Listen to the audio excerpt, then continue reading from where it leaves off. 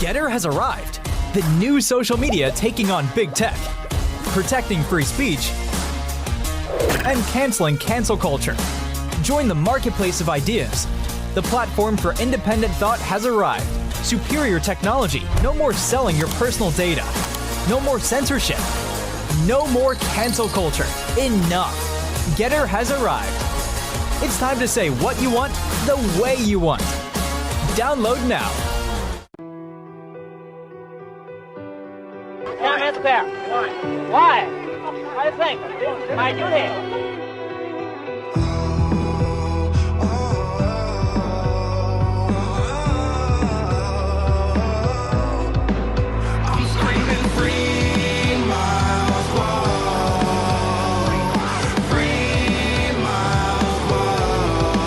亲爱的兄弟姐妹们，我今天用鲜血来证明我们可以。灭共是正义的需要，是正义的必须，是中国14亿人民必须的选择，是人类需要未来和安全必须的选择。 The new federal state offers itself as an alternative for the Chinese people, and here's the reason. The Chinese Communist Party is not a legitimate government. 我们要的就是平等，我们要的就是很简单，一人一票选出了中国的政治制度，要的就是让中国人民过上有尊严的、健康的、真实的幸福生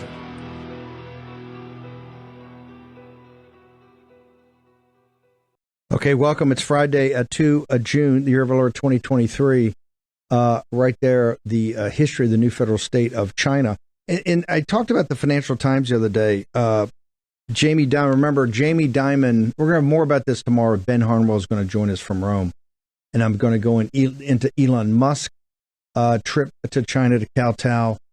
We now know the CIA head went to China to visit the CCP, last week or a couple weeks ago.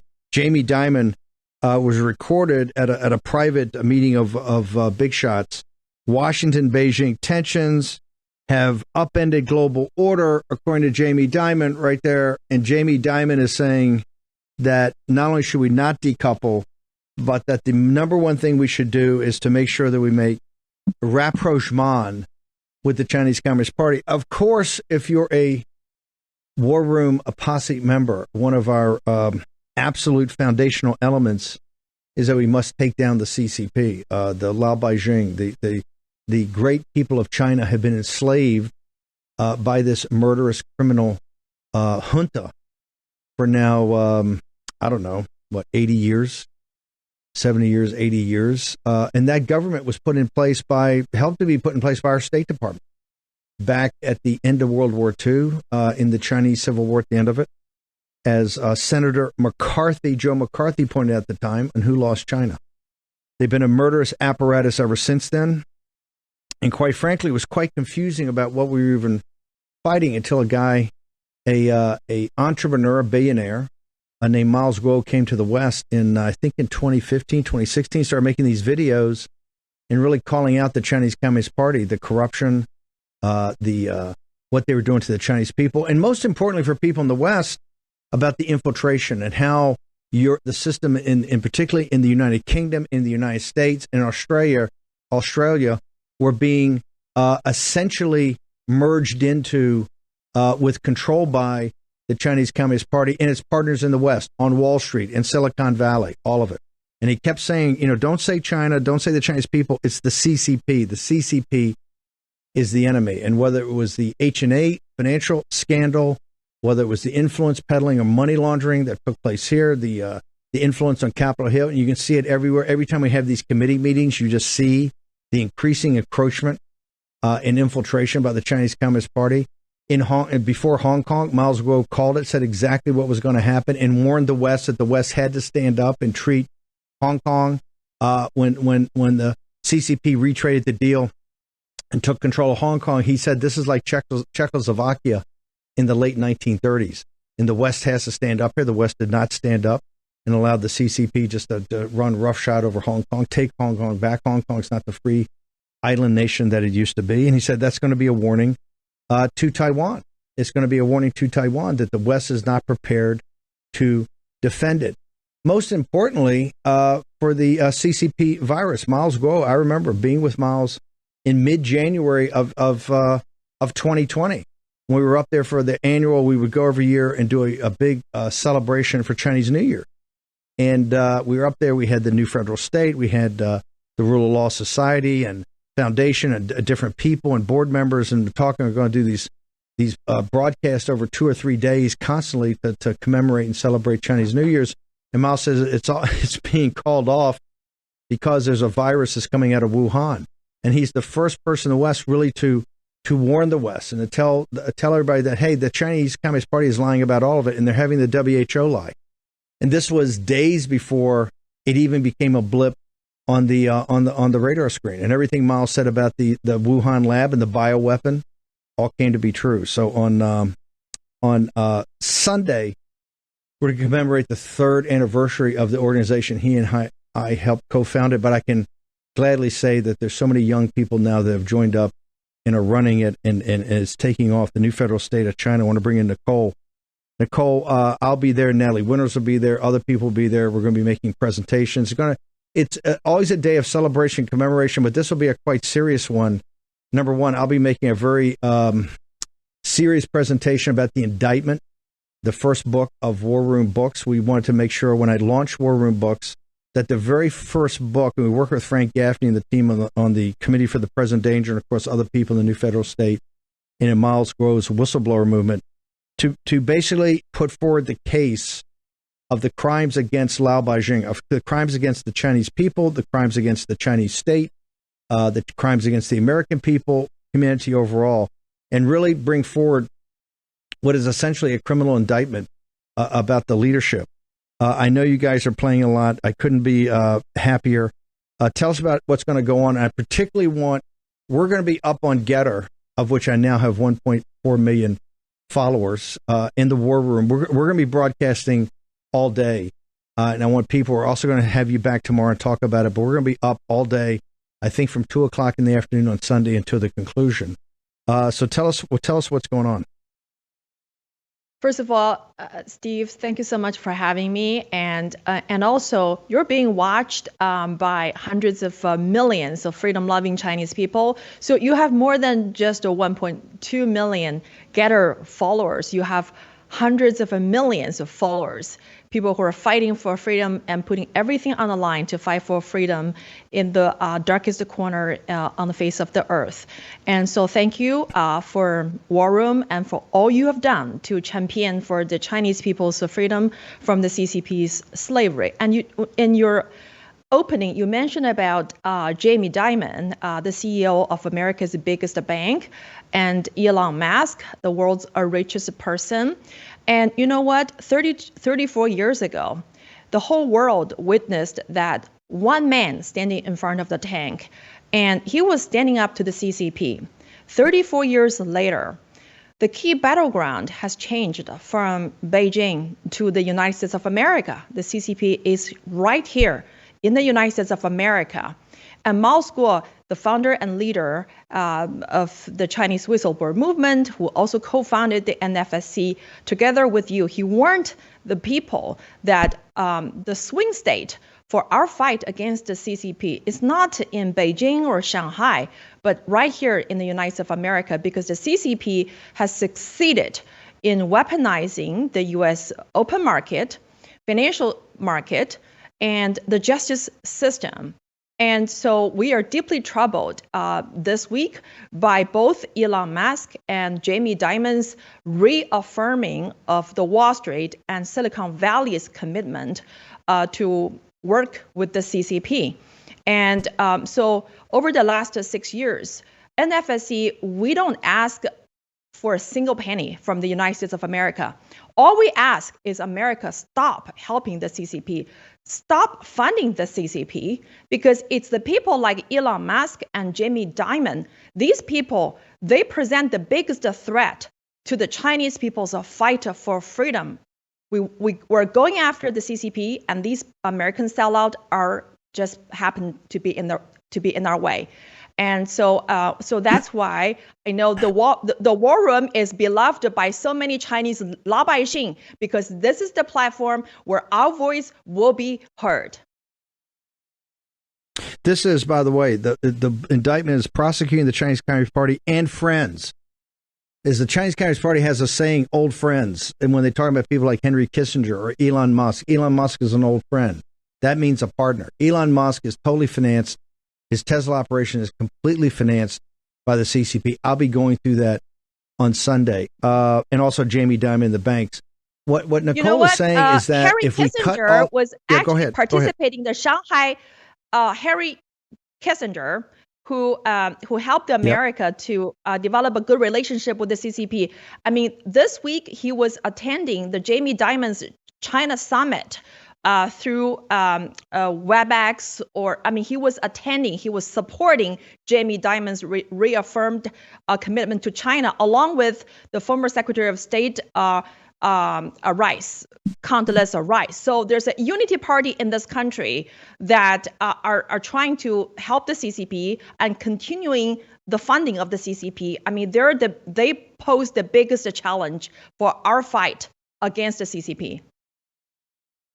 If we cut the CCP off from American capital and American technology and hard decoupled, in 6 months, Lao Beijing would overthrow him. Every expert I have talked to says it's a 6 months at the most. That's how tenuous a grasp they have on the Lao Beijing and how much seething resentment is right underneath the surface. Nicole, the heroism and patriotism of the new federal state, particularly the Chinese Americans that have really, because we'll get into this on Sunday and tomorrow when you come on the show, the Ministry of State Security, the police station, the indictment, the top two guys, number one, they were there to harass and basically remand Miles Guo, and number two was Miles Guo's followers, right? You guys are the biggest single threat to the Chinese Communist Party. These are either Chinese Americans have gotten citizenship here or been born here, or people that have come for asylum from mainland China to speak the truth, and that's what the CCP can't. They can't take that. That's the one thing that'll take them down is the truth. And what I'm going to talk about on Sunday is that the CCP would not be in power unless it was American finance and technology and capital that kept them in power. And that's what we have to start to understand, that it's our nation that is enslaving the Chinese people, the elites in our country. The elites in our country are in partnership to enslave the Chinese people. Until the Chinese people are free, no one's really free. Absolutely. The entire apparatus is predicated upon. Go ahead, Nicole. Absolutely. Miles Guo, CCP enemy number one. He's behind the bar because the CCP has weaponized this country's FBI and DOJ and SEC. And so the key battleground is right here in the United States of America. If Miles Guo is not free, America is not free, because what happened to Miles Guo could happen to any and every American citizen. And so we're not backing down, and we keep fighting. And even though this year Miles Guo cannot be with us physically for this important celebration, but his courage and his strength continues to inspire hundreds of millions of Chinese people, along with the American deplorables and chumps, to stand up to CCP. No, he's going to be there in spirit. Nicole, how do people get to I want to make sure that you're going to be back with us tomorrow. How they get to the site? How do people pick up? We're going to have it on My Getter live starting at 2:00. It'll be on War Room Getter. Mo and Grace Chung will be in charge, and others throughout the day as we broadcast, particularly the speeches. Myself and Natalie Winters, our executive editor, will also speak. How do people get there? You can follow us on NFSC Speak on Twitter and NFSC TV on Getter, and visit our website at nfscofficial.com. And you're welcome to send us your greetings and message and your thoughts and prayers to Miles Guo at info@nfscofficial.com. Nicole, thanks for taking Friday evening and joining us here. Look forward to seeing you tomorrow. Thank you so much for having me. Thanks, ma'am. Okay, big announcement today. Got Tiffany Justice on here, the Moms for Liberty. Easily one of the most hated groups by the establishment left I've ever seen in as quick a time possible. Talk to me about big announcement today. What's going to happen at the end of June, beginning of July? You're going to put up that graphic I sent earlier, that announcing President Donald Trump. There you go. Will be speaker at the for the. Wow is right. That's a pretty fierce, intense look he has on his face. He is not messing around. I took away from that photo that was sent to us, but we are honored to have the former president of the United States of America running for office now, and for him to come and speak. And I think, you know what, Steve, it's just a testament to the fact that American parents are making their voices heard. We've got President Trump coming, Governor DeSantis coming, Vivek Ramaswamy coming, Nikki Haley coming. We have Dennis Prager is speaking, Mark Robinson, the Lieutenant Governor of North Carolina. This is July 29th. Excuse me, let's start over. Tina will kill me for that. June 29th through July 2nd in Philadelphia, Pennsylvania. And you see it says rocking the cradle of liberty, because we are going to Philadelphia and we are going to, walk the streets where liberty was born. And we are fearless in our fight for the survival of America. So it's going to be a very exciting conference. I hope that everyone watching comes. You should go buy a ticket. You should absolutely come. Go to momsforliberty.org. Register to attend the event. It's going to be something you don't want to miss. You definitely don't want to miss it. This is one of the most energized groups. And Governor DeSantis was in Iowa today, and somebody, he was going through the litany of the stuff he kind of do to back school boards, and it sounded like the punch list for Moms for Liberty. And of course, some woman started yelling, "You're a fascist, you're a fascist." And hey, I admired the way he came back at her. He's not going to back down on this issue. He's just not going to back down. The reason this is maybe on the domestic side one of the central issues, not the central issue, because it's about the attack on the family and really the parents' role in raising their kids and having a family, and in being the ones they look towards for the education of the family. The parental rights movement is a movement that has so many different aspects of it. And that's why I think you go to the conference, you got workshops, you network with people, you get to hear these talks, the breakout sessions, the dinners, all of it. And that's why these conferences, and I'm really glad you're having it in Philadelphia. I think it's good to have it up in the Northeast and these big, because people would think, oh, there's a bunch of crazy people, crazy moms down in Florida and in Texas and in Arizona. It's all these right wingers that all have guns. No, this is a huge issue throughout the country. And I think having it in Philadelphia sends a big message. I think it sends a big message, too. We are not giving up any state. When we started Moms for Liberty, there were people that said to us, just focus on the red states. Like, you want to be able to show success to your funders, and so you need to focus where you can get the wins. And Tina and I said, absolutely not. We are not going to cede any ground. There are 50 states, the 50 states in the United States of America, 50 stars on the flag. If we're not going to start taking off stars, then we better start fighting for these states. And what we knew, Steve, is on the ground, there are moms and dads who feel just like we do, that their parental rights during COVID were totally obliterated and ignored, and we're not going to let it happen again. So I just feel like the summit is such an amazing experience where you have all these people that are running for president of the United States, that are serving in elected office, that are influential in lots of ways in America, that are coming to speak to American parents and to stand with us in defense of parental rights. The government, we do not co-parent with them, right? We do not co-parent with the government. So June 29th through July 2nd in Philadelphia, Pennsylvania. Join us for the Joyful Warrior Summit. Very exciting. I hope you'll be there, Steve. Are you going to come? Well, I think we're actually going to try to broadcast from there. We're really excited about it. Mo and Grace, we have a huge, we have a big audience of Moms for Liberty. This parental rights thing is called on. If you can hang on for a second. In fact, I want to play a cold open, and I've got Darcy I want to bring on. I got one of the troublemakers that are, because you got to be a troublemaker to be a mom in the Moms for Liberty. Let's go ahead and play it. Behind your parents' back. I got your back. I mean, there's a clear move to bring more of that into our schools, and it's just not the school's place. So what I feel like you're strongly implying, and I would like to get your take on, because I don't want to attribute something that you don't think, but to me it sounds like you're saying there's some kind of high-level coordinated effort to make more children trans and gay. Yeah. Well, who's directing that? Teachers unions and our president and a lot of funding sources, and teachers unions are also heavily backing the curriculum that we're bringing into schools. Why would they want more kids to be gay and trans? Because it breaks down the family unit, which breaks down traditional conservative values. It breaks down a lot of things in this country. It changes the way that people think. It changes the way that people handle politics. Of course, there's no evidence of a coordinated plot to make kids trans. When I hear those thoughts about like some sort of concerted effort to make people gay, does it sound like a conspiracy theory to you? It's not a conspiracy theory that the state, whether you're talking about Colorado or the federal government, is taking a stronger and stronger hand in public education, in raising our kids. So do I think that for some reason people want everyone to be gay? That's a mischaracterization of what I think.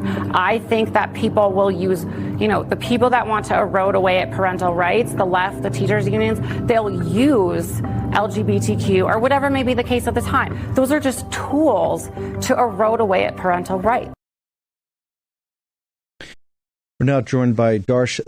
Is it Schoening? By the way, Darcy, I don't think I've heard a more succinct, on-message explanation of what's going on, and you were in the pressure cooker of obviously the CNN and all that. Tell us about it. It was interesting. Thank you for having me on. I appreciate the opportunity to get out what I didn't get to say on CNN, but it was a 90-minute interview, rapid fire, back-to-back questions. Every question was, I guess, in a sense, reframed to try to paint Moms for Liberty out as a hate group, and they just weren't successful in that. So, there were a lot of questions that she asked me, such as, do you acknowledge gay people exist? Do you acknowledge trans people exist? What's the appropriate age to teach children about gay sex? What's the appropriate age to teach children about heterosexual sex? There were just a lot of questions that couldn't be answered by me and shouldn't be answered by the government. And that's just what I kept reiterating. So it was a tough interview, but I think that needed to be said. Darcy, is Moms for Liberty a hate group? No. I mean, and by now because you've worked with Moms for Liberty. But in no way, shape, or form is Moms for Liberty a hate group. We have gay members in our group. We probably have 20 gay members in our group. Some of the people I'm closest to in this world identify as LGBTQ. That's not what this is about. This is about keeping curriculum up to the standards that curriculum needs to be at for our kids, keeping politics out of our schools, because that's just not the role of the government. And as you know, the left weaponizes anything that they can weaponize, whether it's sexuality, whether it's race, whether it's religion. And the LGBTQ community has just been weaponized to silence groups like Moms for Liberty, to call us a hate group, to get us canceled from everything that we do, to try to put the pressure on us to give up. And I'm not going to give up. And I know there's no mom that I know is going to give up. You could label me whatever you want, but at the end of the day, I know that this isn't a hate group. Darcy, I know you folks are too busy to hate. Give me the reason that you and your colleagues and comrades in your chapter of Moms for Liberty, why specifically did they join? Well, a lot of the moms in our chapter are just like the moms that joined throughout the country. They were woken up by COVID. It's an easy premise to just go about your life and say, I'm going to drop my kids off at school in the morning, and I think they're going to learn math and science and English and history, and they're going to come home and everything's going to be great. But unfortunately and fortunately, during COVID, a lot of us learned that there's a lot going on in our schools. It's not just the masks. It's not just the vaccines.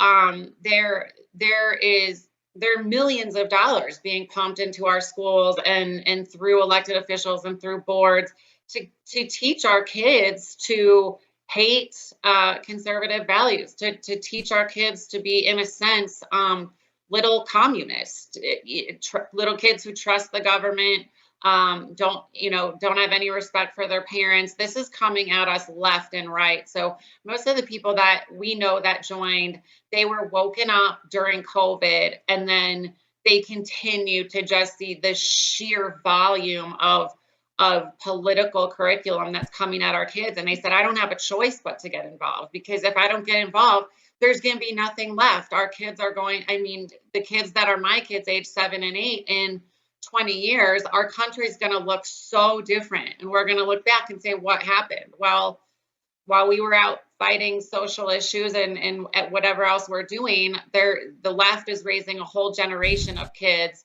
that's bringing their beliefs out into the world, and it's really scary. This was the Cultural Revolution in China. They learned from the masters. If you can please hang on, Darcy and Tiffany, the Moms for Liberty, one of the most important groups in this country. How do I know that?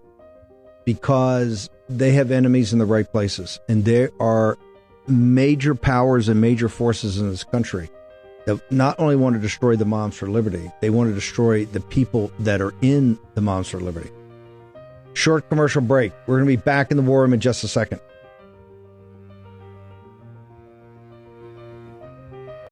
War Room Battleground with Stephen K. Bannon.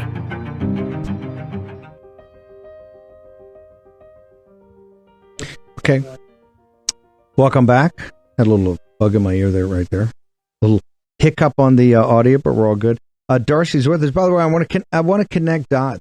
I want to connect dots here to the beginning of the show. Remember, on Sundays, the 3rd anniversary of the new federal state of China, only 2 individuals in the history of this country have been found guilty of, I guess Navarro hasn't. He hasn't been found guilty. I've been found guilty of criminal contempt of Congress. Remember that with Nancy Pelosi to refusing to testify because of the executive privilege right of President Trump. Also, my belief in the separation of powers and how the Congressional Committee was set up. I've also been fully sanctioned by the Chinese Communist Party. First civilian in history took place 30 seconds after Joe Biden took his hand off the Bible on 20 January of year of our Lord 2021. One of the founders of the new federal state of China, as I've spent many years since I was a young naval officer in and around China and Asia, have a deep fondness for the Chinese people in the country. And one of the great scars they have, probably the deepest scar that they have, is not the famine that starved to death 40 million people. It is not the bloodshed of the revolutions or the civil wars or even the persecutions. The deepest scar they have, in fact, they never talk about this in China. It's forbidden to be talked about, is the Cultural Revolution. The Cultural Revolution was Mao Zedong's idea of how to create a perfect communist society. His number one target was the family. And he was going to go after the family in one way, to go after the children. And in doing that, he was going to break the parents and break their control of the family. The Chinese have a deep tradition of family and generation to generation. He needed to break that. And how did he break it? He tried to break it through the schools. Today, as you talk to Darcy and you hear this, that there is a cultural revolution or attempted cultural revolution in the schools in this country to do the exact same thing, a cultural revolution with neo-Marxist, not American values, but neo-Marxist values. And at the forefront, the front line of that has come a collection of parents, but particularly women, concerned moms, most of them apolitical, have not really been engaged in the political process heretofore, but saw, and by the way, very political persuasion, yes, many conservatives, but just a lot of folks that just kind of in the middle and getting on with their lives. And like they said, just dropped the kids off at school. But in COVID, they understood something, that they're not really just teaching math and English. There's something else going on here. And this was no right-wing movement. This was not something Steve Bannon or Donald Trump or the War Room promoted. This started with moms and with masks and with vaccines. And then these moms being the kind of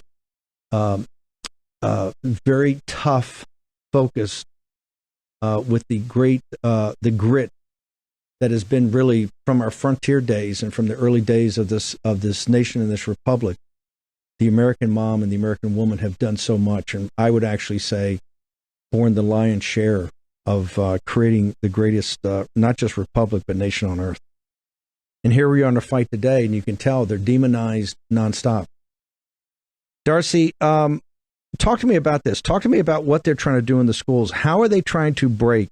Because the woman who interviewed you is trying to do it in some ridiculous way, but just give us to it straight. What do you see in the schools that is not just trying to prepare students as critical thinkers and also understanding rhetoric and grammar and mathematics and calculus and English and writing and reading and all the things you have to do, particularly today, to be able to advance oneself in a post-industrial, highly technological society, ma'am? Well, they're taking away from the time that our kids used to have to learn to be functioning members of society, and they're allocating that time to social issues, social emotional learning, and they're infusing their beliefs into these social issues and social emotional learning. Here in Monument, Colorado, where I live, our board will be voting in a couple weeks on a curriculum called Second Step. Second Step really teaches educators and counselors that people are inherently racist. There's heavy undertones of CRT. There's a lot in that curriculum teaching kids to be social justice warriors, teaching kids how to connect with abortion resources. And this is all done. I use Second Step as just one example. There's hundreds of these curriculums, but this is all done in a manner that this is the key here. It's not just that the state, because people forget schools are the state, they're the government. It's not just what they're teaching, it's the manner in which they're teaching it. We can point you to this curriculum all over the country and this method of teaching where what is said between a child and a teacher or a child and a counselor is privileged information, and the parents don't have any right to know, for example, that their child who's a female is now identifying as a male. There's a heavy push to not inform the parents, to keep that secret from the parents. And CNN and Elle, the girl who interviewed me, can deny that's happening all they want. But you can get on Google and you can find examples in 2 seconds. We have parents coming to us left and right in El Paso County. There's a woman named Erin. Her story has gone national. They tried to transition her child. They're trying to transition 8-year-old children behind the parents' backs. And like you said just now, I mean, this is a tool of Mao. This is his unprecedented levels of trying to indoctrinate our kids. When you are telling kids, don't tell your mom, this is all a secret between us. They're breaking down the family unit. Like I said, I mean, they've fully come for our kids. And, that's why I've thrown myself so heavily into this. It's like, we want to fight for our Second Amendment rights. We want to fight for our, our right to raise our family as we see fit. But again, if they capture even half of this generation the way that they're trying to, and tell those kids that government knows best, the state knows best above your parents, I don't know what we're going to do, because you can't unbreak that from kids. So all this stuff that they're doing, this transitioning, these pronouns, this sexuality stuff, it's not about that. It's just about breaking down the family. That's all it is. They've come for our families now. This is where we're at, and it's time to fight back. Darcy, how do people follow you on social media? How do they find out more about the story out there in El Paso County out in Colorado? Sure. So on Facebook, Moms for Liberty El Paso County is our group. And I'll be happy to point anybody to tons of resources and the families that this is happening to. You can also just add me on Facebook, Twitter, Instagram. I'm happy to connect with anybody. And I know saying that right now, I'm going to get more hate mail from across the country like I did. But that's okay. That's who we are. I'm here to connect people to whatever they need to be connected to, even across the country. So just reach out to us and we'll get you started. And if you've got an issue, I don't care if it's in Colorado or Kansas, if somebody's trying to do transition your child or do something behind your back in a school, please let us know or let someone know. It's like I wanted this hour to be get us a little off the debt ceiling. We're going to get back to that tomorrow, but we're winning there, and you're going to see next week or how we're going to enforce some of these actions. But let me tell you, when you see people like Darcy in the Moms for Liberty, you know we're going to win. There's no chance she'll be defeated. Darcy, thank you so much for coming on here. Really appreciate it. Thank you. That means so much to me. Thank you for this. Stephanie, this is justice. This is incredible. What you guys have done. This is why people are coming after you, or Tiffany. This is why people are coming after you so hard. What you've done is be able to self-organize. Self-organize so many groups. I mean, right there, she's like been media trained for 10 years, right? It's like you're talking to a sophisticated politician that can kind of lay things out. Yes, Steve. She's amazing. So yeah, Darcy's amazing. Like, I just want people to understand something. This is real. Okay. You read in the media, they say, oh, it's AstroTurf. They want you to think that because then it means it's not real, but this is real. And at Moms for Liberty, we trust the American people. We believe in moms, and I'm going to put my money on Darcy every single day of the week because she cares about her children, and nobody's going to fight for anything like a mom is going to fight for her child. No, that just shows you that's the grit and toughness of the American mom, the American woman that's taken this country so far. You see it right there. One more time. Everybody is in the area, in the region. And I'm going to tell you, if you fly in, you're going to have a very special time. We're going to work out. We want to broadcast from there. Where do people go to find out? President Trump's going to speak, Governor DeSantis, many others. Where do people go to find out about this? Go to momsforliberty.org. You're going to see a banner at the top of the website, Joyful Warrior Summit. Click on that and register, buy a ticket, and come spend a couple days with us. You're going to hear from some amazing speakers. As you said, President Trump announced today speaking, Governor Ron DeSantis, the parents' governor, speaking as well. We're excited for that. Vivek Ramaswamy, Nikki Haley. So go to momsforliberty.org, buy your ticket today, come to the Moms for Liberty Summit, and watch as American parents make history, and we make sure that in the debate coming up, education and parental rights are the key issues that are discussed. Ma'am, thank you very much. Look forward to the end of June, early July, to being there in Philadelphia with you guys. Awesome. Thanks, Steve. Thanks. Just fantastic. I want to go now to Fulton County. Got Stephanie Endres. Stephanie, there's a big event. I want you to go through what is happening in Fulton County. What do people need to be on the alert of? You're one of these fighters at the precinct level. Tell us what's happening. Thank you so much, Steve, for having me today. Basically, the Fulton County Republican Party, by law, gets to nominate 2 individuals to the Board of Registration and Elections. The Board of Registration and Elections is a board that oversees the the Registration and Elections Department in Fulton County. And I want the nation, and I want Fulton County and Georgia to know that we've put up 2 very strong individuals, Jason Frazier and Michael Heekin. Both have been behind the scenes working to clean up our voter rolls. They were not, Jason in particular was not a member of the Republican Party. He, on his own dime, his own time, spent countless hours combing through the list, has presented over 25,000 challenges, and 98% of those challenges, and this is part of public record, have been accepted by that board. And because of his work, the board 2 months ago came back, reviewed the list themselves, and found 48 more thousand records that needed to be adjusted. I want the nation and the state and the county to know that the Republican Party in Fulton County takes this very seriously. These individuals will definitely serve the voters in Fulton County well. The whole point is to make sure that we can protect our elections and protect the data. And the data just needs to be right.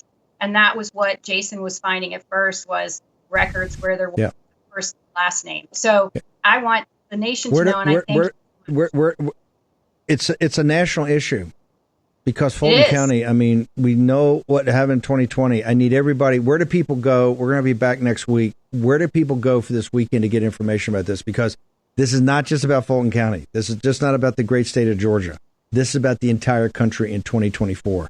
And I'm going to tell you late on the evening of what is it going to be, November 8th of 2024, I think it is. We're going to be, you don't want to have any regrets of what we didn't do. And that's why this is so important. Stephanie, where do people go this weekend to get immersed in what's going on there? So on Facebook, you can search Fulton County Republican Party. On Twitter, you can go to @FultonGOP. We will be putting the contact information in there for the Board of Commissioners.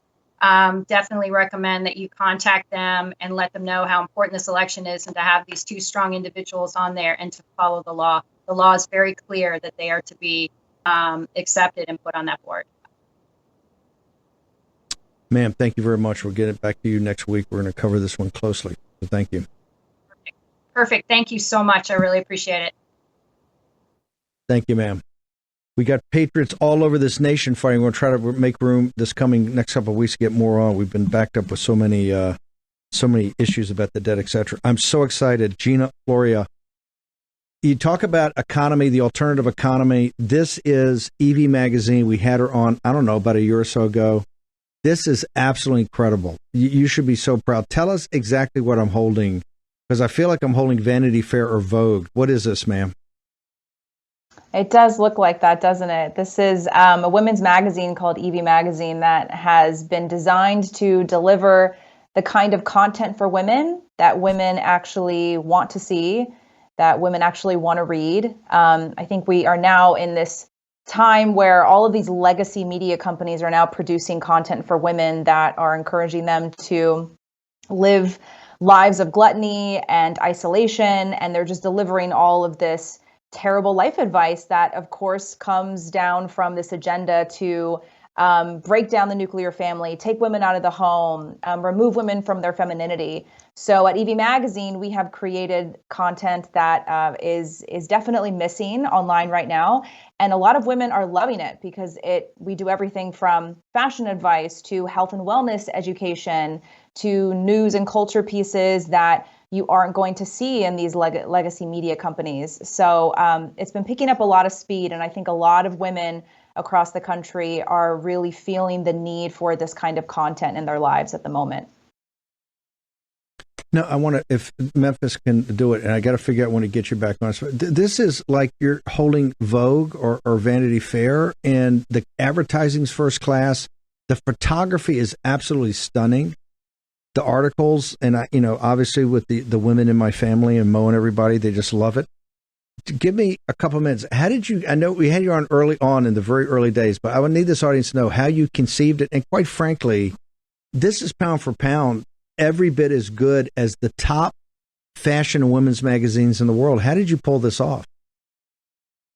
So our founders, Brittany Martinez and her husband, Gabe Hugaboom, they started this website because they have been in the fashion industry for a long time themselves. Brittany is a model. They know a lot of the best photographers that have worked for Vogue, photographed some of the best supermodels in the industry. And so they realized that a lot of the content that women want to see, it needs to be coupled with high fashion, right? The kind of photos and videos and visuals that women are really, really attracted to and that have attracted women to so many different magazines of the past. So Brittany and Gabe were really able to pull a lot of the context that they've developed in the last several years and produce a really beautiful print magazine. So we have a couple of different print editions. That one you're holding up there is our latest one. And they discovered the last Tahitian princess in Hawaii and went out to Hawaii and did this beautiful shoot. And, the magazine, one of the best parts about the print magazine is that there are no third-party ads. So these days, women, if you open up Cosmopolitan, Women's Health, or Self, it's all third-party ads, perfume ads and clothing ads. And it feels like half the magazine is just advertisements. But when you open up EV Magazine, it's chock full of long-form articles, relationship advice, news and culture pieces, and you get these really beautiful visuals. So you're looking at beautiful models who are in shape, who take care of themselves. And it really sort of gives women a bit of nostalgia, too, of what magazines used to be 10, 20 years ago.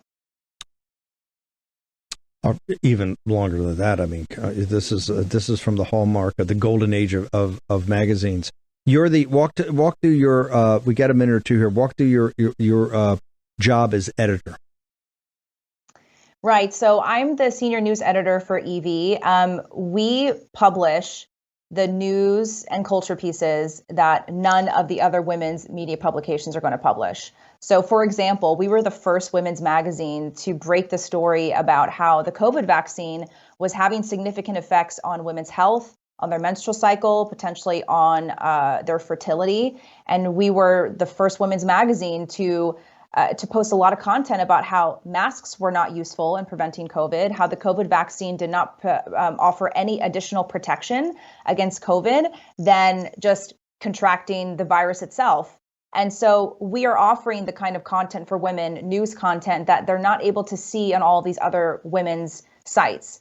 And at the same time, we're also offering a lot of educational content, particularly about health and wellness. We're also probably the only women's publication right now that is willing to talk about the detrimental side effects of the birth control pill. It has made many women infertile. It is causing severe mood disorders, depression, anxiety in many women. It's causing a lot of gut issues. And all of these side effects are just not being talked about by these legacy media publications. So at EV, we have editors and writers and freelancers who are willing to talk about it. The anti-pill revolution is a brilliant story here. We got to bounce. How do people get to the site and how do they subscribe to the magazine? Sure. So go to evmagazine.com. We just launched a brand new subscription model that personalizes the whole account for you. You can bookmark your favorite articles. You can highlight your favorite authors. So evmagazine.com. Subscribe to our new model, and you can find us on Instagram, EV Magazine, and on Twitter at EV_magazine. It is an honor to have you on here, ma'am. If people knew how hard it was to launch this and to make it as classy and as smart and intelligent and beautiful as it is, it's just a Herculean effort. But you and the team and the founders are just rock stars. Thank you very much. Honored to have you on here. Looking forward to having you back. Thank you, Steve. Tomorrow morning, 10 o'clock, we're going to get on it again. We got a lot to go through. So make sure you're here. We're going to talk geopolitics, finance, and particularly the Accountability Project.